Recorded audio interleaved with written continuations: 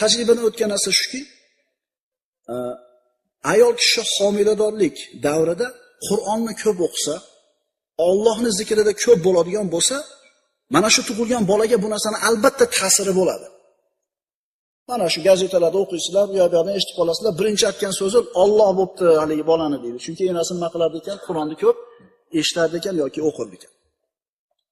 Xuddi shunga o'xshagandek buni aksi.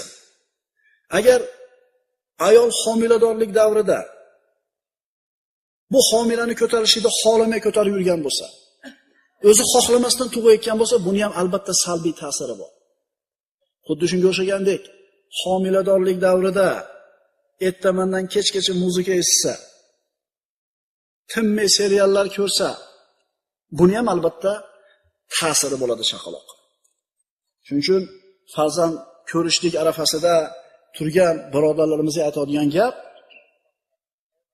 qulog'iga ko'proq kelinlarda Allohning zikri, Qur'on tilovati kirsin. Albatta bu narsani ta'siri bo'ladi.